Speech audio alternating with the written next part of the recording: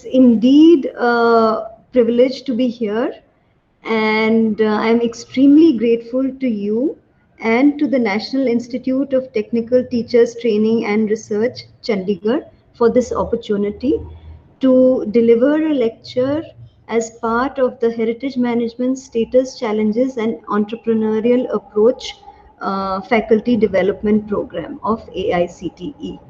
So the title of my presentation today is Integration of Heritage Resources for Sustainable Development Goals. And it is in keeping with the Sustainable Development Goal 4, which relates to quality education, that we find ourselves looking into this aspect. So the Sustainable Development Goals are extremely important as far as the development of our country within the global scenario is concerned. I'd like to begin by just going over a little bit of the context, which will further reinforce the idea that culture and heritage are key to sustainable development, especially in our scenario. The lectures of the preceding 3 days would also have developed upon this theme, that with increased accessibility due to growing technological and infrastructure development, that the heritage resources of our country are becoming uh, more vulnerable. There is a lot of transformation of local areas which is taking place due to inappropriate development. There are impacts which are due to global aspects such as climate change. There are requirements of basic amenities and facilities to be provided both for people who are residing in the heritage areas as well as for visitors who are interested in cultural tourism. There are issues related to retention and reinforcement of cultural identity. There is a necessity for multi-stakeholder collaborations, and it is extremely important for us to understand that heritage is an asset and a resource, and that for community-centered uh, development which is sustainable, it is necessary to have an entrepreneurial approach and to develop business models for that purpose. So when we look into the Sustainable Development Goals, what are they? The Sustainable Development Goals were adopted in September 2015 under the UN resolution, which was called Transforming Our World, the 2030 Agenda for Sustainable Development. India was one of the signatories to this resolution, and it has a commitment to achieve the 17 SDGs and 169 associated targets. These SDGs comprehensively cover the socio-cultural, economic, and environmental dimensions of development, and the focus is on ending poverty in all its forms and dimensions. One of the resources that uh, is there in our country, which very few other countries have, is that of the heritage resources.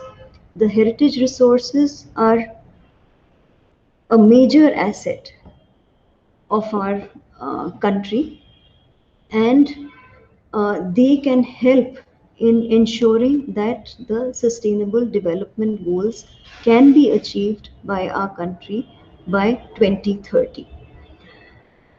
In addition to the sustainable development goals, the UNESCO has also undertaken and adopted in 2015 the new urban agenda.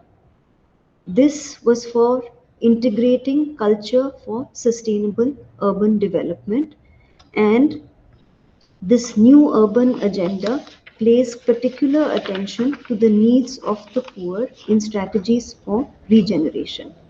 It would be worthwhile for us, while looking at this photograph of one of the most magical, significant heritage sites in our country, that of Mandu, it, which exemplifies in its character, in its heritage elements, the various kind of cross-cultural influences which have resulted in our heritage resources, which are of such great richness and diversity, which is perhaps unparalleled in the world, and the kind of challenges which are before us as a country, which is on the way towards development.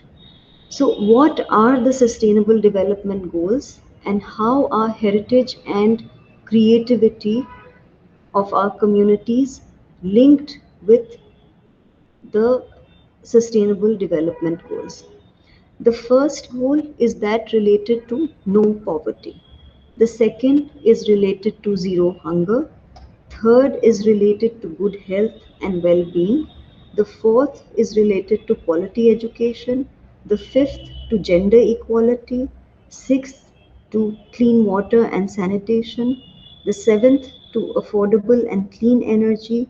The eighth to decent work and economic growth. The ninth for industry, innovation and infrastructure. The tenth to reduction of inequality.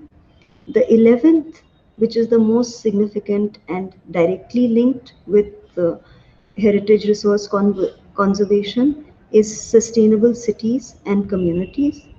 The 12th Sustainable Development Goal is related to sustainable consumption and production. The 13th to climate action impacts. The 14th to life below water. The 15th to life on land. The 16th on peace, justice, and strong institutions. And the 17th, which is linked with partnership for achieving the sustainable development goals. All of these sustainable development goals are linked with heritage resource management. The although the sustainable development goals were specifically adopted from 2015 onwards, from 2003 the World Bank, in its framework for cultural heritage and development, and in relation to all its multilateral funding activities, has recognized that all development interventions involve cultural and social dimensions. So, therefore, heritage, the cultural and social dimensions have to be taken into account into all kinds of developmental activities. The effort has to be to make culture part of the purposive inducement of development. This will help to increase the cultural sustainability of development as well as its economic effectiveness. So, the World Bank for almost 20 years has recognized that all development interventions can only be sustainable culturally and economically if the social dimensions and the heritage resources are taken into account. So, in this presentation, today's session, we are going to be talking about the integration of heritage resources. We'll be discussing what exactly is meant when we talk about heritage as a resource for development. We'll briefly look into what constitutes heritage significance and potential. We will look into detail as to how the Sustainable Development Goals are linked with heritage as a resource, what are the principles of sustainability which have traditionally been embedded in the heritage resources of our country, what is the implication and impact of the kind of development scenario today, and what is the necessity for adopting an integrated approach for heritage management which ensures that heritage is taken into consideration while planning for development. The kind of processes which are there in relation to assessing the impact on heritage of developmental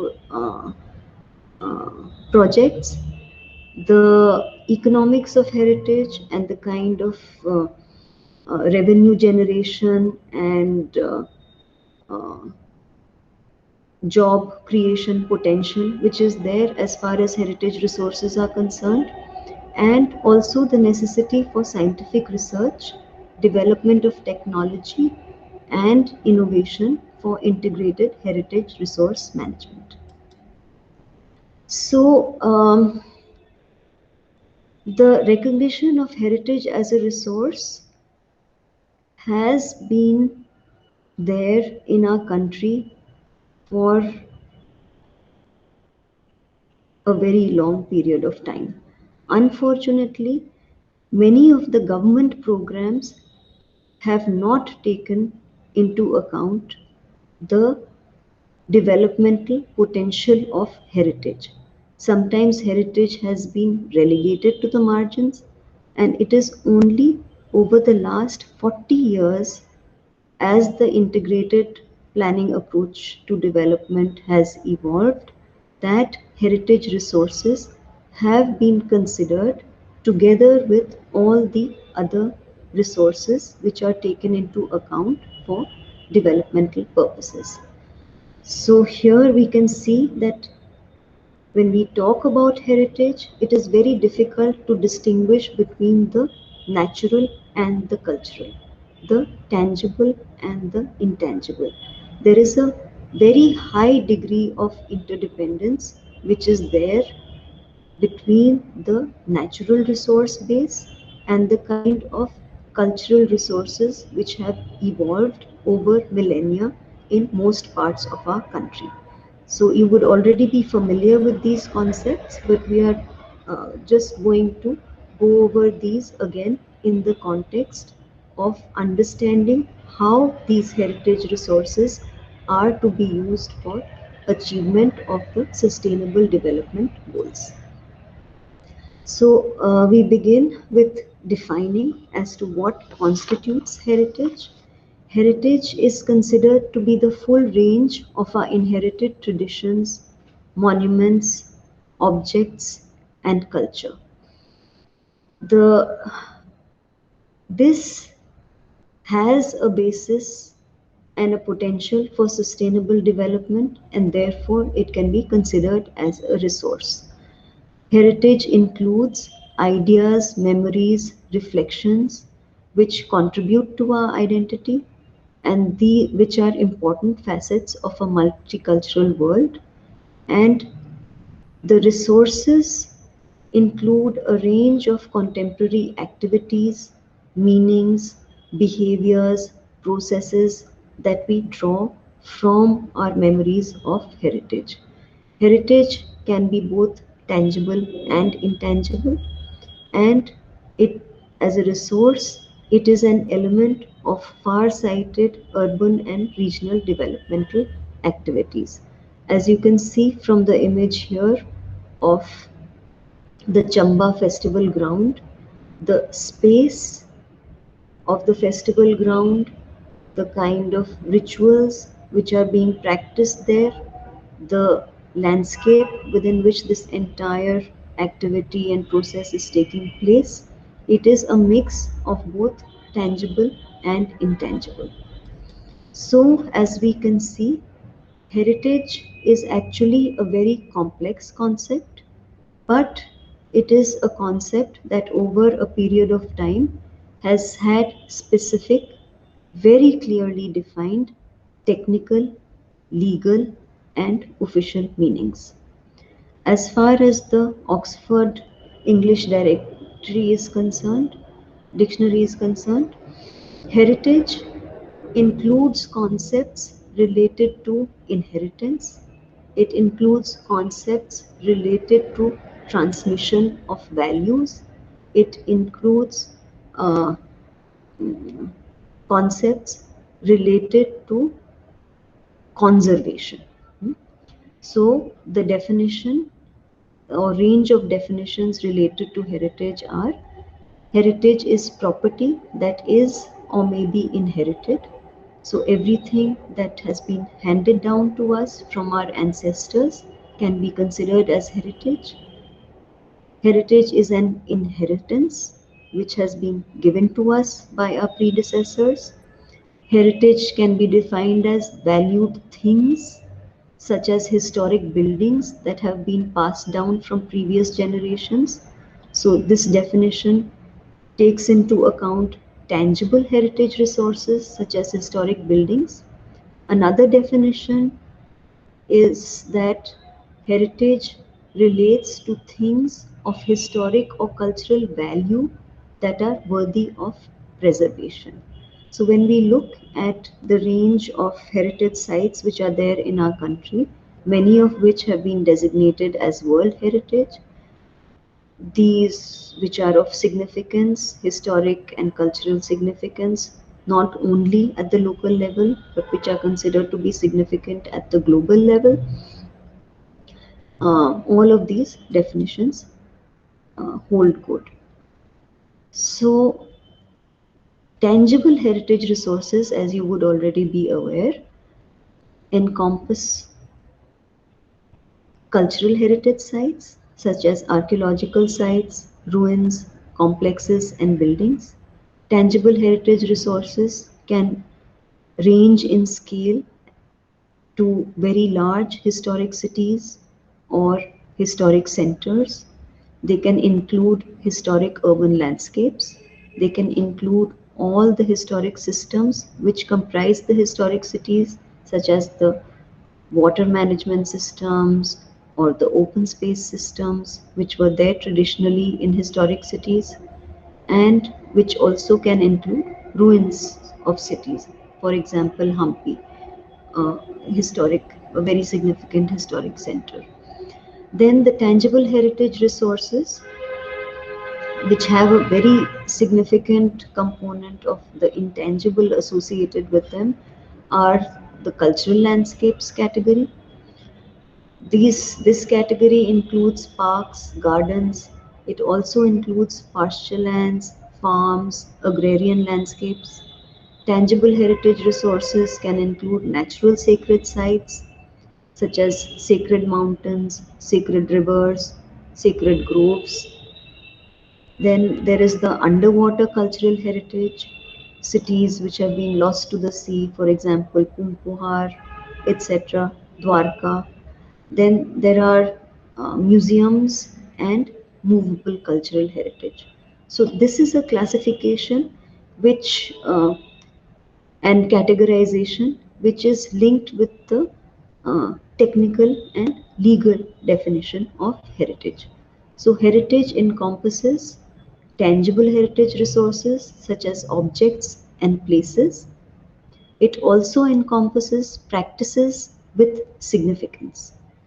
So heritage has significance, and there are values which have been attributed to this heritage. When we come to the intangible, there are practices of heritage, the traditional knowledge and skills, which can be considered as the intangible heritage, or which can be classified as intangible heritage. There are intangible practices, traditions, rituals, processions, skills which take place or which occur in particular tangible contexts, such as within historic city centers or within certain kinds of cultural landscapes. Other intangible practices relate to the creation of handicrafts, towards building crafts also. There are other intangible practices which include oral traditions, which relate to different kinds of languages, the literature which is linked with those languages. Intangible heritage also includes festivals, the culinary traditions of different places. It includes rituals, traditions, and religious beliefs, such as those which are shown here, related to Vastu, the cosmological kind of dimension of the physical environment. And the practices of heritage also include performing arts, dance, music, and sports. So this is an aspect of heritage which has a continuity and a relevance to communities today. So it imparts a sense of continuity to what was there in the past. Heritage also includes the natural heritage of landscapes and ecological systems. This comprises features such as plants, animals, natural landscapes and landforms, water bodies. These kind of landscapes and ecological systems are valued for their aesthetic qualities, for the geological, biological, and ecological processes which are manifested there, and the landscapes and ecological systems are also significant because of the provision of natural habitats for the conservation of biodiversity. All of these are very closely linked with the different sustainable development goals.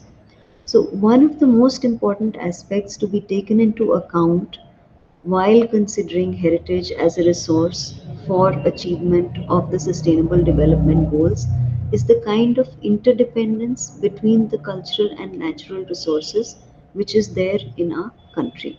So here we can see the link between nature and culture in a very tangible form, which is linked with certain rituals, with certain processional aspects, and which inspires art forms such as the paintings, which you can see, which are a very important aspect of traditional knowledge systems.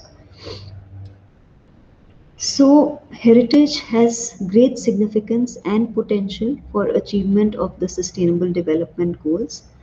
There are sets of meanings, values, principles which are related to the past, in the present, and there for the future within the heritage.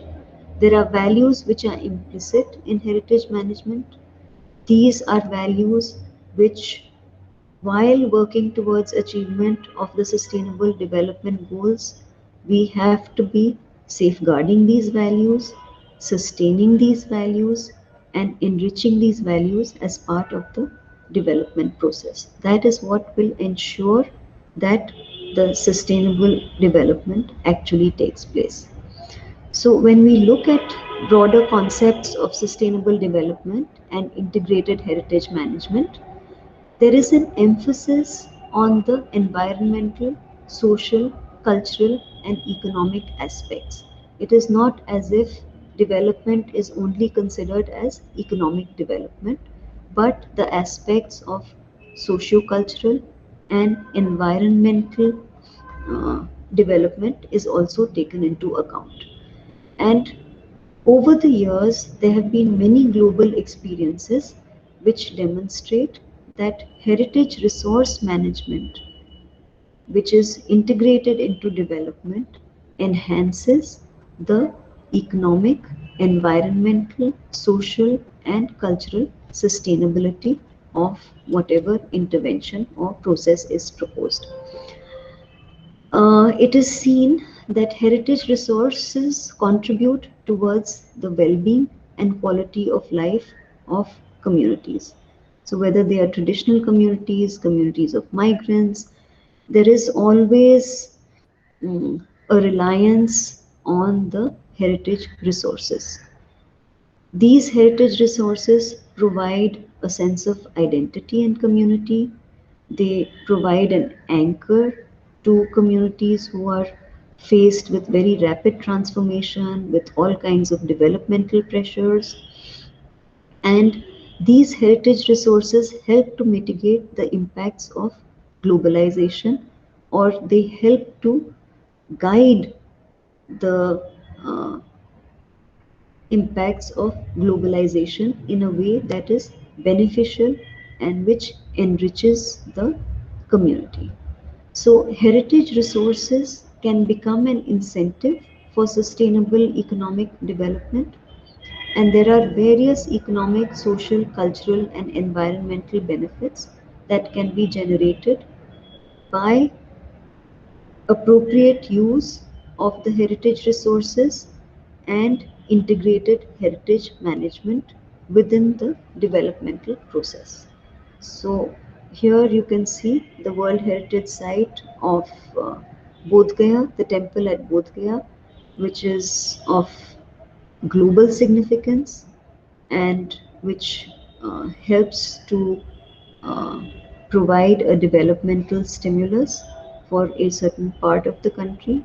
And on the right side, you can see the kind of living traditions which are associated with the Jain monastic establishment in Shravanbelagola. So these are heritage resources, tangible, intangible, rituals, practices, natural resources, which contribute towards the well being and quality of life of the communities and which uh, are integrated within the uh, developmental process. So, when we look at heritage significance and potential, it's extremely important to define what is the kind of sense of place, the sense of identity, the sense of evolution, the sense of ownership, and the sense of community that our heritage resources provide. And what is the kind of uh, contribution that they can make towards sustainable development. So, on the left, you can see the Rampur Sarahan complex, which testifies to a particular micro to a particular climatic response to evolution within a particular geobiographical context, and which provides a sense of identity and a sense of place, a sense of ownership and a sense of community, which is very different from the site on the right. However, in both cases, these heritage resources can be managed in such a way that they are able to contribute towards the achievement of sustainable development goals if integrated properly into the development process. So, when we talk about the various programs and the various schemes which are there, which are intended to ensure that our commitment as a country is fulfilled by 2030, it's necessary also to recognize that there are certain principles of sustainability which are embedded in our heritage resources and which have helped to sustain and ensure the development of communities over more than thousands of years in some cases. When we look at the Sustainable Development Goals, there are aspects such as human-centered cities, inclusive cities, human scale and compact cities, sustainable, resilient and green cities, which uh, are aspects which have traditionally characterized our historic cities. Uh, the Global Report on Culture for Sustainable Urban Development has identified three different aspects which have to be taken into account in order to ensure that heritage is integrated within the sustainable development goals. The development goal 11 related to sustainable cities and communities has a target number 4, which is related to strengthening of efforts to protect and safeguarding the world's cultural and natural heritage. So when we discuss sustainable development goals, goal number 11, which is related to sustainable cities and communities, target 4 related to protection and safeguarding the world's cultural and natural heritage, is the most prominent goal which is linked with heritage resource management. However, as we will go on to see, each one of the development goals are linked with heritage resources, and heritage resource management would contribute towards sustainable achievement of these sustainable development goals.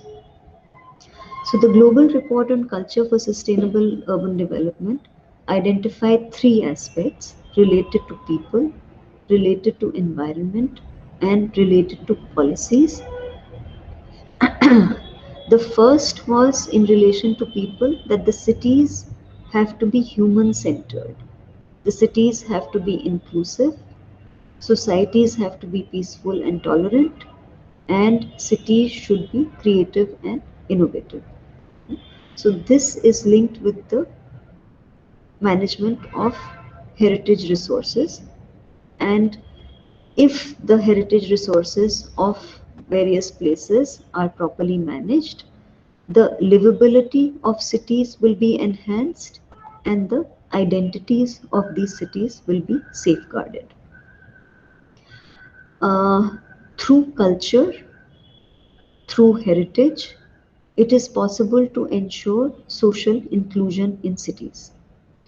Through culture, it is possible to promote creativity and innovation in urban development, which is linked with the heritage of the past, and it is possible to carry out peace building initiatives and engage in dialogues if we rely and build upon the existing cultural resources. In relation to the environment, the global report identifies that human scale and compact cities uh, are required, that green cities which are sustainable and resilient are required. The environment of these cities has to have inclusive public spaces, and urban identities have to be safeguarded. So, the global report emphasizes that there are lessons which can be learned from urban conservation practices, and that through these lessons, by drawing upon these lessons from urban conservation practices, we can identify principles of sustainability, and we can foster human scale and mixed use cities which are more sustainable. It will be possible to promote livable built and natural environments if we integrate the heritage resource management. It will be possible to enhance the quality of public spaces through uh, cultural resource management, and it will be possible to improve resilience in the urban context through culture based solutions. The global report identifies policies for sustainable local development, for enhanced rural-urban linkages, for improved urban governance, and for financing sustainable urban development through regeneration and development of innovative and sustainable financial models for cultural resources. So the report says that it is possible to regenerate cities and rural urban linkages by integrating culture at the core of urban planning. So this is a statement made in 2015 by UNESCO that the links between cultural heritage resource conservation and management and sustainable development have to be uh, understood.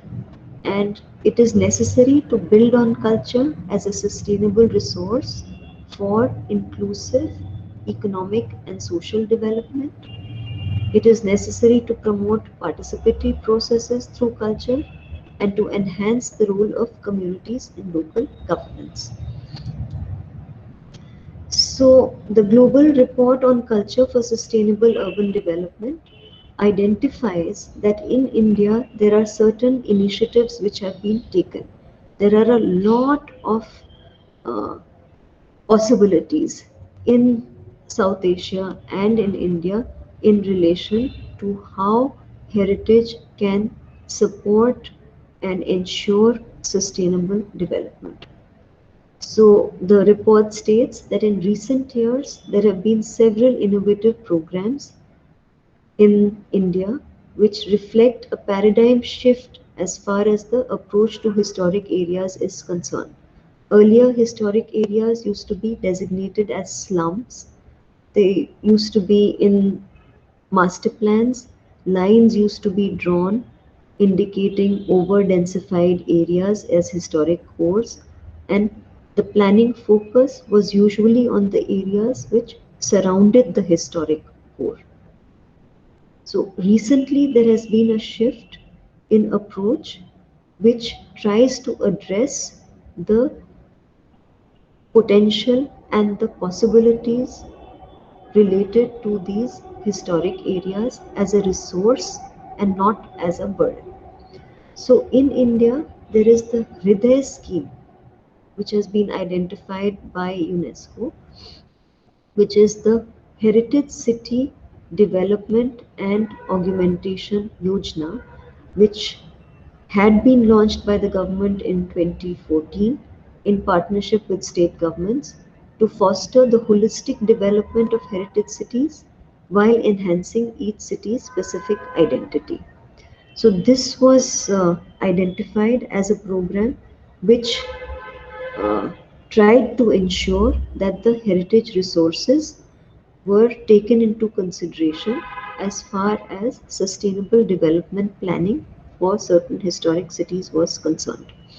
So, this report also brought out that the authenticity and integrity of South Asia and India's urban heritage is threatened by rapid urbanization, that there are problems with inadequate planning, and there are standardized urban renewal projects which may have a detrimental impact. It also identifies that the region has a vulnerability to natural disasters. There are risk mitigation policies and preventive management mechanisms which are insufficient. There are urban conservation and regional processes which for which policies have recently been prepared. There is a focus on public space, but instead of being integral to all urban discussions and agendas, heritage resources have remained marginal. This global report also identified that conservation is not integrated within the development agenda. It is perceived as being low priority. However, urban regeneration, which looks into the needs of the poor and which requires particular attention, has a lot of potential through innovative use of pro-poor policy frameworks. As we will go on to see, there are certain pro-poor projects which are being undertaken in the country, which have a very serious integration of heritage resources as a resource for development.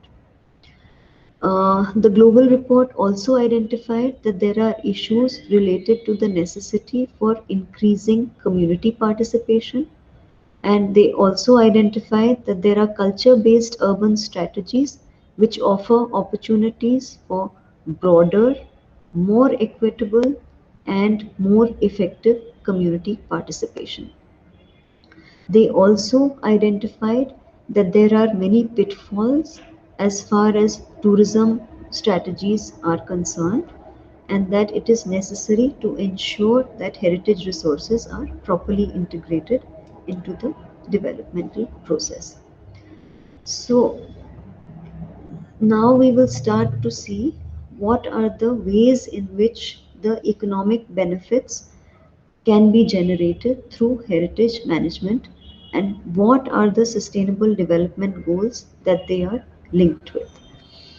The first goal, which is related to no poverty, and the eighth sustainable development goal related to decent work and economic growth, are very directly linked with heritage conservation. There are very large number of craftspeople in the country who are custodians of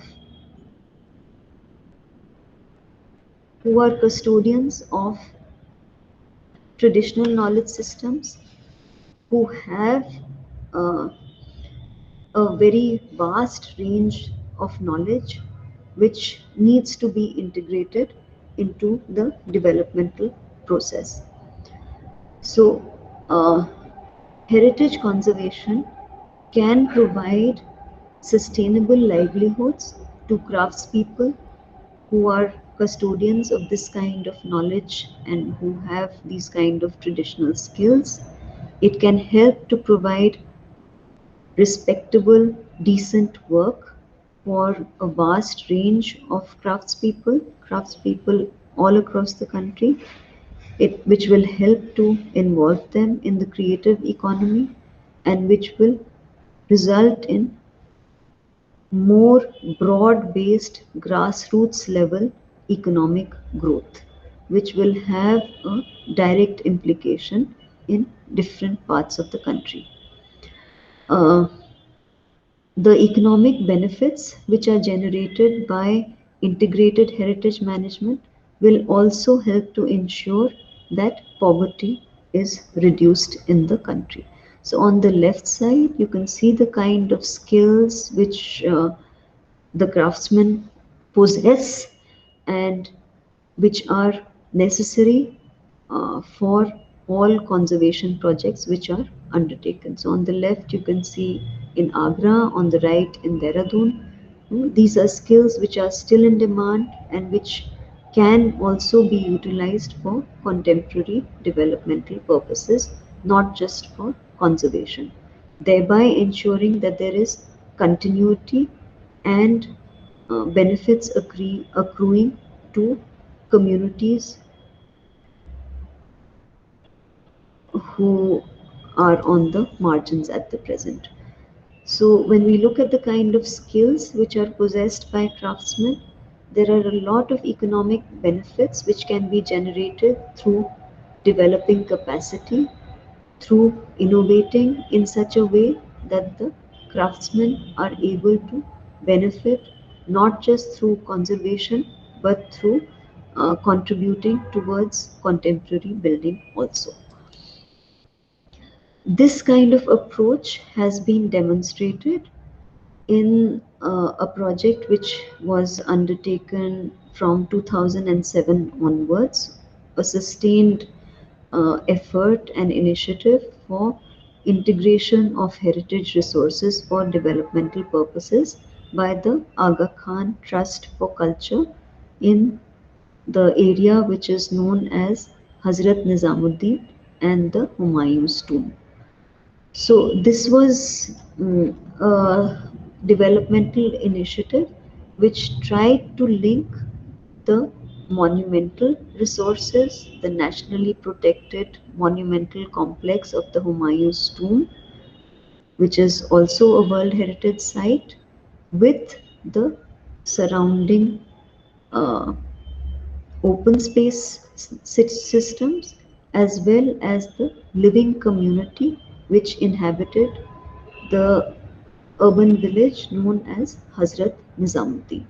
So they tried to ensure that the economic, environmental, and social benefits of using heritage as a resource for development were achieved. And here we can see on the left side the Humayun's tomb complex, and on the right the Humayun's tomb complex within a much larger area which has been revalorized through this initiative. Pro-poor integrated approaches for heritage management were utilized, and there was generation of sustainable livelihoods based on revival of crafts. There were crafts such as preparation of glazed tiles which were revived, and capacity was built, and the skills of traditional stone carvers was improved through this particular projects. So this was one of the earlier initiatives which resulted in very direct economic, environmental, and social benefits, which are linked with the sustainable goal number 11.4. There are economic, environmental, and social benefits which can be achieved through integration of the heritage resources. This is linked with Sustainable Development Goal 11 as well as Sustainable Development Goal 9 related to industry, innovation, and infrastructure. If we look at the situation of many of our historic cities, which were of great significance during the medieval period, perhaps some of the most significant cities of the world, three most significant cities of the world in the 6th, 17th century, uh, there has been a lot of decline and deterioration, which is evident in our historic centers. And this has accelerated over the past 20, 30 years post liberalization. We can see the kind of loss which has taken place from the 1917 list to the 2016 list of heritage resources. There has been a great deal of heritage resources which have been lost. So, in order to ensure regeneration of historic urban areas, Sustainable Development Goals, which refer to the need of financing models for urban regeneration, such as Sustainable Development Goal 11 related to sustainable cities and communities, come into uh, play. So we have Sustainable Goal 9, which relates to industry, innovation, and infrastructure, which uh, ensures that these historic urban areas are provided with improved urban infrastructure, that innovative methods are there to ensure financing and support for these kind of regeneration and heritage management activities. As far as traditional uh, settlement planning is concerned, our country has a lot of traditional settlement morphologies which have sustainability principles which are embedded in the settlement planning. In relation to the intangible knowledge related to siting of settlements, related to the kind of principles of well being which are there in the Vastu Shastras, there are a lot of lessons which can be learned, which can help to guide current sustainable development planning at the regional level and at the national level. So, this links up with the Sustainable Development Goals 11 and the target 11A, 11B, and 11C. The Sustainable Development Goal 11 related to sustainable cities and communities mentions that it is necessary to have strong national and regional development planning. So, the sustainability principles which are embedded in our traditional settlements can help to contribute towards that strong regional development planning in terms of identifying locations, in terms of identifying traditional patterns of development which are sustainable over centuries and sometimes millennia. Then these sustainability principles can also help in target 11B, which is related to policies for inclusion, resource efficiency, and disaster risk reduction. It is an interesting fact that traditional communities recognized which are the areas which are suitable for building and which are the areas which are suitable for development of other types other than construction. So they identified areas which were floodplains, which were suitable for cultivation or for pasture lands, areas which were prone to erosion, which were suitable for plantation, areas which were elevated and stable, which were suitable for construction. So it is through the study of these kind of traditional settlement morphologies and the traditional knowledge which is embodied in those settlement morphologies that our heritage resources can help in implementation of policies relating to resource efficiency and disaster risk reduction. Another way in which uh, heritage resources can be integrated into Sustainable Development Goal 11 target C is that these sustainability principles can help to identify what are the sustainable and resilient building practices which have proven to be resource efficient and energy efficient over a long period of time. So, there are traditional settlement morphologies. There are innumerable examples of traditional climate responsive development, from which lessons can be drawn, and the principles of sustainability in different biogeographical contexts clearly understood. This uh, this process of understanding the principles of sustainability, identifying the traditional knowledge systems, also links up with Sustainable Development Goal 7, which is related to affordable and clean energy. When we study the planning morphology or the layout of traditional settlements such as Leh and its historic urban expansion of the 19th century, we are able to identify certain principles relating to the built form, to the neighborhood planning, to accessibility, to the open space systems, and to the various typologies of heritage components that provide uh, lessons on what is suitable for that particular climate.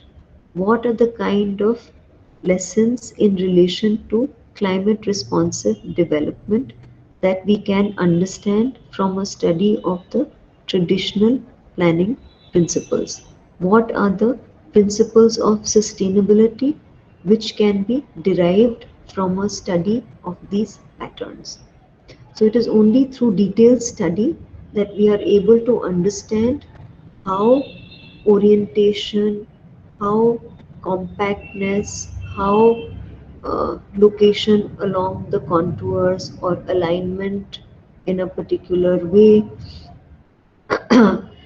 will help to ensure greater energy efficiency, and which will help to ensure that passive solar uh, gain is available.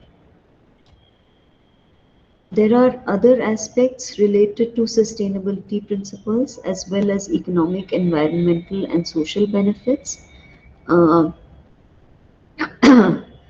which we can understand in relation to climate action and in relation to sustainable cities and communities.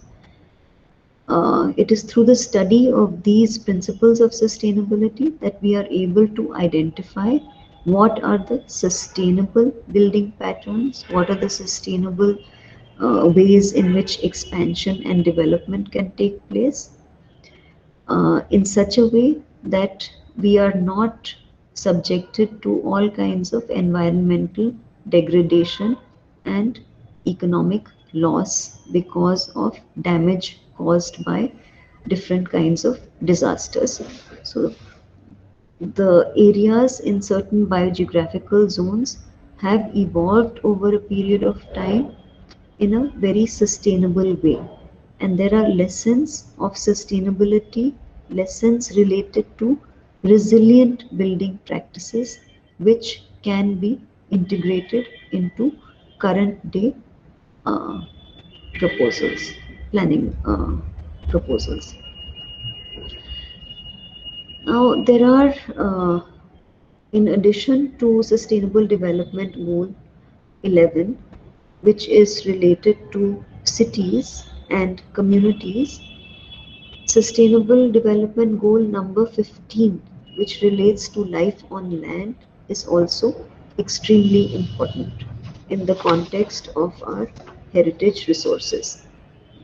So, Sustainable Development Goal 15, Life on Land, talks about protection, restoration, and promotion of sustainable use of our terrestrial ecosystems, the necessity to reverse land degradation, and the necessity to ensure harmonious development in relation to the natural resource base. So, under Sustainable Development Goal 15, Life on Land, it is possible to protect and safeguard cultural and natural heritage, also within Goal 11.4 related to sustainable cities and communities. So, when we look at the kind of uh, balance which is there in relation to some of our historic sites and to some of the intangible uh, attitudes and perspectives which link cultural and natural heritage. These, these provide ways in which it is possible to integrate our heritage resource management with the sustainable development goals. One very direct way of doing this is in relation to the revitalization of the water systems. It is through the very careful management of the water resources of an area, the development of extremely sophisticated uh, water systems, understanding the hydrology and geology of a place, that historic settlements have sustained themselves. So there are lessons which can be learned uh, from these historic sites. On the left, we can see the World Heritage Site of Sanchi, where in an extremely arid area, it was possible to collect, store, and distribute water in a way that the monastic communities were sustained. Some of those tanks and reservoirs which make use of the gravity system are still evident there.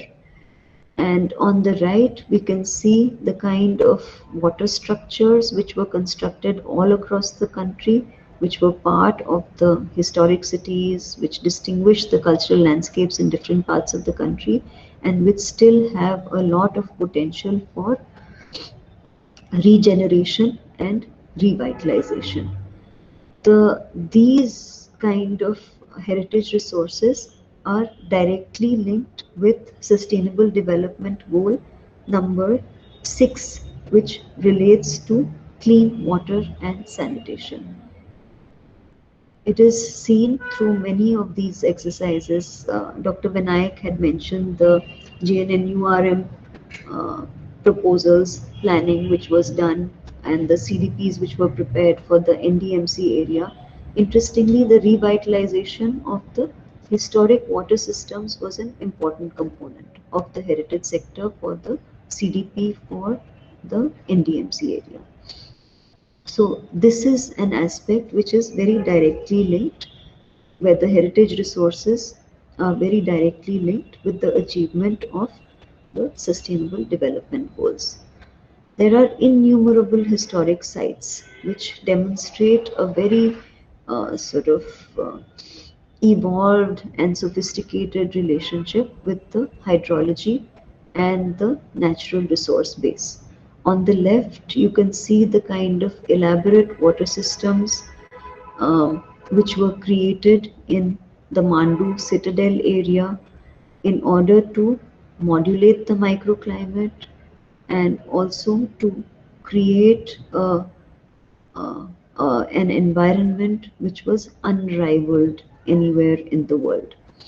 And on the right side, you can see in the Bharatpur area, which is a transition area between the Braj cultural region and the Rajasthan cultural region, where there is a very, very innovative use of uh, water systems, which sustains not just the fort but the entire city, and also sustains a very elaborate and sophisticated garden complex.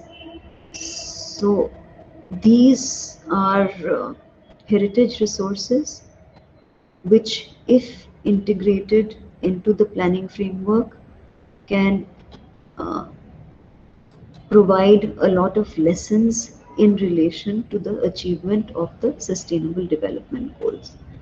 On the left, you can see the pilgrim town of Vai, which is linked with a very significant sacred river, the kind of interface between the uh, city, the built portion of the city, and the riverfront. So there are all kinds of innovations which have taken place over the last 1,000 years, which are part of the planning of our historic cities, which need to be recognized and which need to be integrated into the planning framework of today. So on the right side, you can see the layout of the Kyoladev Ghana bird sanctuary, which is a World Heritage Site, and its relationship as a wetland with the Bharatpur town, which is a fortified town with a moat and a citadel, again with a moat. So it is only through a proper study and understanding of the hydrology of the place that it is possible to understand how these water systems can be revitalized and integrated into the master plan of today. So, under Sustainable Development Goal 11 and specifically 11.4, there are all kinds of initiatives which have taken place and which will help to ensure sustainable cities and communities.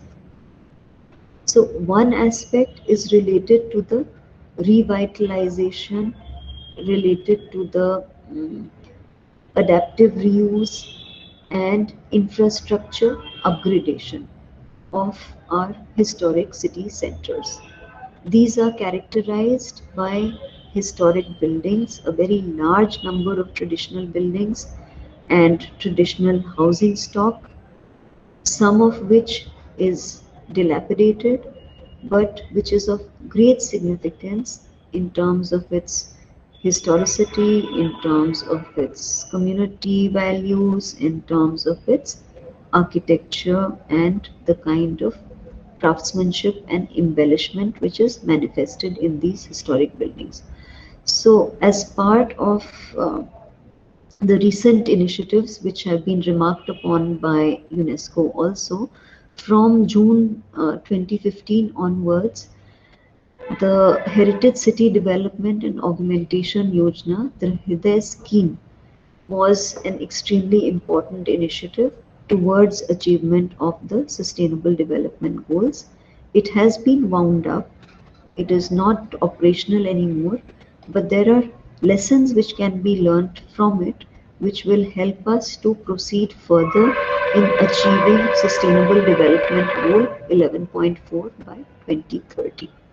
So the focus of this scheme was related to the development of civic infrastructure for parts of historic cities which were of great significance, which were of which were pilgrim destinations, which were centers of uh, cultural tourism. So The Global Report on Culture for Sustainable Urban Development says, remarks that for sustainable cities and communities, development, conservation, and revitalization of heritage sensitive infrastructure is a must. It is necessary to have service delivery and infrastructure provisioning of historic city core areas. Many of our historic city centers are deficient in these kind of services and infrastructure, and that is something which needs to be provided in order to achieve Sustainable Development Goal 11.4. It is the starting point of any such effort or initiative for development, conservation, and revitalization is the preparation of heritage inventories. These heritage inventories should cover the built, the natural, as well as the intangible resources of a particular place. This process of infrastructure improvement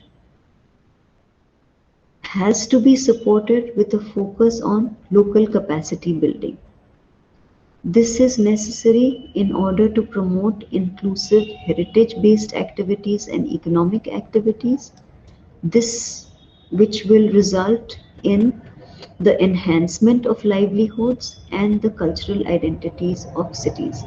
So they understand that these historic cities have functioned as unique ecosystems which comprise the natural, the built heritage, and the intangible practices which are linked with the place and the buildings. They understand that capacities and skills need to be upgraded and improved, that there needs to be emphasis on inclusive heritage based economic activities, and that it is possible to utilize the heritage resources for enhancing not just the cultural identity or the sense of place of a city, but also to ensure sustainable livelihoods for the community residing within these historic centers. So, this global report on culture also says that it is necessary to ensure that efforts are taken to establish and manage effective public private partnerships. These public private partnerships are extremely important to ensure urban regeneration and to ensure appropriate adaptive reuse of the underutilized heritage resources of a place. So, India has a very large number of World Heritage sites. On the left, you can see a very significant monumental site of Fatehpur Sikri, which, and on the right you can see examples of heritage of that particular period from cities such as Jaipur or Bikaner, where there is a very high level of skill and craftsmanship and traditional knowledge systems which are demonstrated in the tangible heritage resource. Sometimes these skills are still safeguarded by communities of craftspeople. In some cases, many of the skills have been lost and need to be revived. So, in order to protect and safeguard the tangible cultural heritage and resources, it may be necessary to revive and revitalize the traditional knowledge systems also. So, in another World Heritage Site, which is that of Hampi, there is a very clear understanding that it is important to safeguard the cultural and the natural heritage together with the with ensuring the economic benefits to the communities who are associated with this place. So when we come to a discussion on protecting and safeguarding the cultural and natural heritage, which is part of achieving sustainable goal number 11 related to sustainable cities and communities, it has to be recognized that many of these medieval cities were actually ahead of their time. The level of infrastructure which characterized these cities in the medieval period during which they were built was a benchmark for the rest of the world. There were all kinds of innovations which were there, which are embedded in the planning and structure of the towns. We can see that in this plan of Bijapur, which dates back to the beginning of the 20th century. It shows the medieval walled town at the beginning of the uh, 20th century, and it identifies the innovative water systems which were there, which sustained a very large population during the medieval period.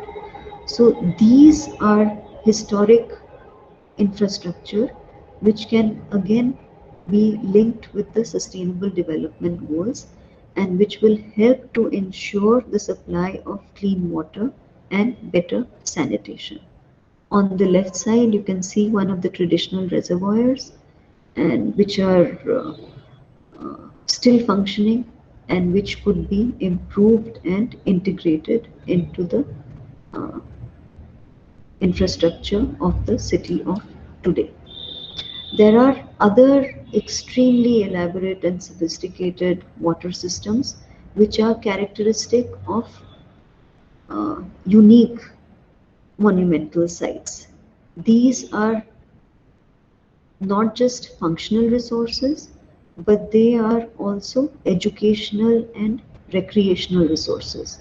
So the revitalization of such heritage resources would help in contributing to a sustainable development goal 4, which is related to quality education, to ensuring better health and well-being also to the communities who reside in the vicinity of such sites, and many of the other sustainable development goals. Uh, Again, it's extremely important to understand that the historic urban landscapes of our historic cities are of great significance and constitute a really invaluable resource for sustainable development. These are a few images of the town of Bharatpur showing the moat as it exists in the current condition and the innumerable resources related to the topography and terrain in relation to the um, hydrological system, in relation to the vegetation, in relation to the open space networks, in relation to the built heritage systems which are there and which, if integrated into the master plan for the town, will help in the achievement of sustainable goal 11, as well as goals which are linked to life below water, sustainable development goal 14, sustainable development goal 15 related to life on land, and promotion and restoration of terrestrial ecosystems. So sustainable goal 11.4, again related to sustainable cities and communities, has also a provision which relates to, sorry, has a provision which relates to enhancing inclusive and sustainable urbanization and capacity for participatory, integrated and sustainable human settlement planning and management. So, in the context of cities such as Bharatpur, which are gradually being which are gradually deteriorating because of the out migration of people, uh, it is important to recognize and identify the heritage resources which can be used for ensuring sustainable development. So, Sustainable Development Goal 11.4 has very important targets which will need to be adhered to. So by 2030, the first target is to ensure access to all for adequate, safe, and affordable housing and basic services and upgradation of slums.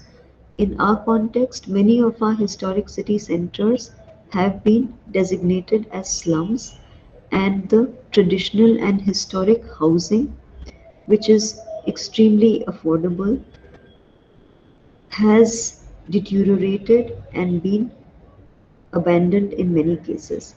So it is important to carry out uh, inventorization of these resources to ensure that they are upgraded and retrofitted in order to ensure the achievement of targets such as 11.1 related to safe and affordable housing and basic services.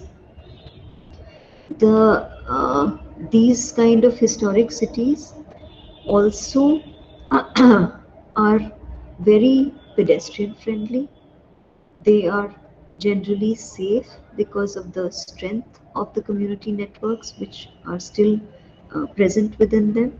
So, Sustainable Development Goal 11, Target 2, which is related to access to safe, affordable, accessible, and sustainable transport for all, improves road safety, expanding public transport with special attention to people in vulnerable situations. This is something which uh, our historic cities can provide important lessons in relation to. Then Sustainable Development Goal 11.3, enhance inclusive and sustainable urbanization and capacity for participatory, integrated and sustainable human settlement planning and management. That is also something which is extremely important as far as the integration of our heritage resources is concerned. Then reduce the adverse per capita environmental impact of cities, that is um, SDG 11 target 6, which relates to municipal and waste management. That is also a very important factor in relation to it's a very important factor in relation to the historic city centers, which have often been uh, designated as slums because of the deterioration of the historic infrastructure or the lack of attention which is paid to the maintenance of the historic infrastructure and the uh, lack of planning for retrofitting and improvement of the infrastructure. Then, as far as SDG 11 is concerned, another target relates to universal access to safe, inclusive, and accessible green and public spaces, in particular for women and children, older persons. So, our historic cities centers are usually characterized by very interesting network of open spaces which need to be integrated into the planning framework. The historic city centers also have utilized sustainable and resilient building uh, materials, such as local materials, and often in a way which is extremely skillful, as you can see from the kind of facades which are there in some of our smaller cities.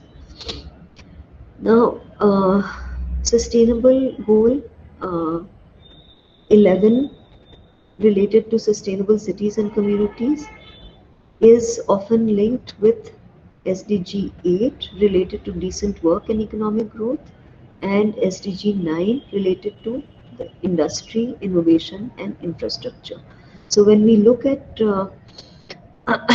the challenges which are presented uh,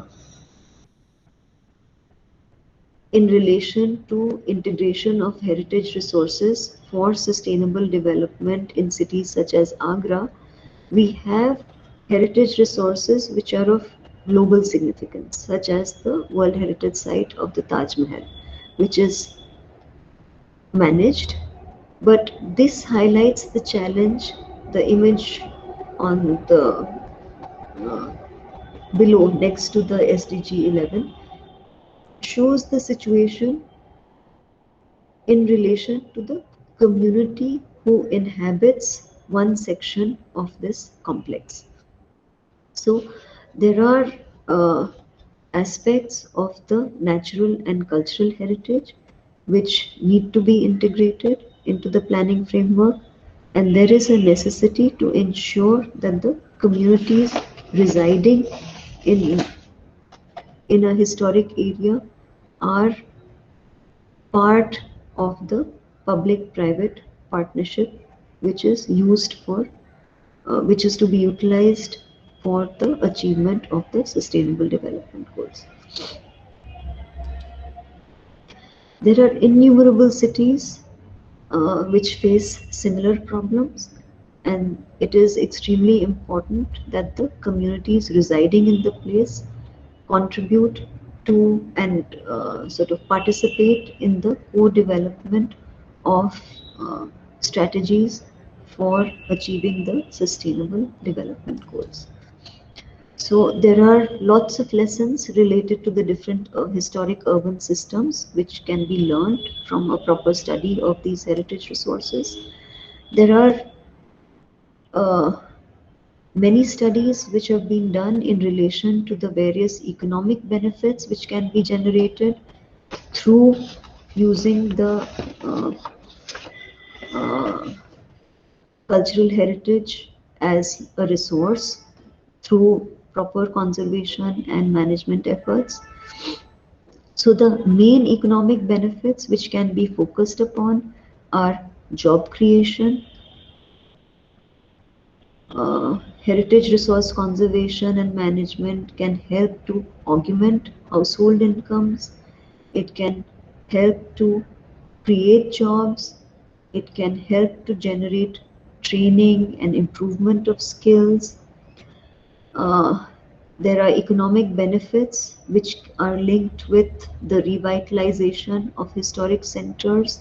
There are economic benefits linked with cultural tourism and heritage tourism. There is an increase in property values which is linked with integrated heritage management of historic areas. There are possibilities of incubation of small businesses which are related to the traditional knowledge systems and skills which the inhabitants of a historic area have. There are economic benefits which are linked with compatibility with heritage sensitive interventions, and there are benefits, economic benefits which are linked with diversification of traditional products and substitution of imports by some of these improved traditional products. So industry, innovation and infrastructure, that is SDG 9, is extremely important in the context of integration of heritage resources, and in the case of many of our historic tourist destinations, there is a very important role that industry has to play. There are innumerable instances where there are very large derelict heritage complexes which can be adaptively reused, or they can be repurposed for a range of different contemporary uses, including that as community facilities, as incubation centers, as places linked with achievement of goal SDG 3, linked with good health and well-being, as well as for the creative and tourism industries. So, two of the uh, important SDGs, which are SDG 10, related to reduction of inequalities, and SDG 11, related to sustainable cities and communities, are illustrated in this particular slide, where on the left you can see the kind of contrast which is there between the environmental conditions and the problems with lack of integrated planning for a historic area in the close vicinity of one of the most globally significant monuments in the world. And on the right side, you can see the integration of the heritage resource, which is the design garden, which I had shown you earlier, which is resulting in an improvement in the environmental conditions of the historic center of the, as well as reducing inequalities in terms of access to green and open spaces.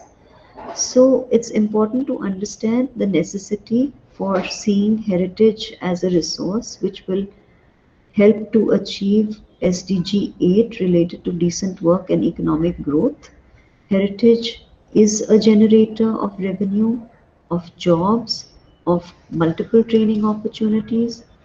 It heritage helps in improving the quality of education, which is part of which is SDG 4, and it's very directly linked with ensuring good health and well-being, SDG 3, providing clean water and sanitation, SDG 6, and SDG 9 related to industry, innovation and infrastructure.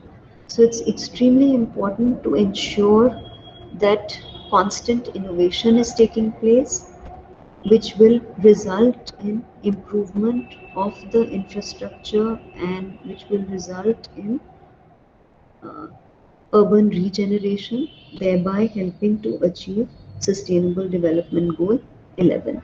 These are some initiatives of uh, the Department of Architectural Conservation at SPA Delhi, which is trying to develop partnerships with the residents of historic cities and trying to ensure that technology is democratized and is used for the benefit of residents, for enabling them to take more informed decisions relating to what is essentially their heritage. So I would end by re-emphasizing that the 17th SDG, which is related to partnership for achieving the 16 development goals, is the most critical, and it's extremely important as far as training efforts are concerned to understand the scientific basis for some of our traditional knowledge systems and um, trying to ensure that there is a link and a partnership between the traditional knowledge systems as well as the scientific investigations which institutions and academics such as us undertake. And it is only through that that we are going to ensure uh, the effectiveness of our heritage management processes and the use of heritage resources for achievement of the sustainable development goals. I'll end here. These are some of the references which I would like to bring to your attention, which are extremely useful if you do intend to communicate some of this to your students. These are extremely useful references and all are available in the form of PDFs, open access online. And thank you very much.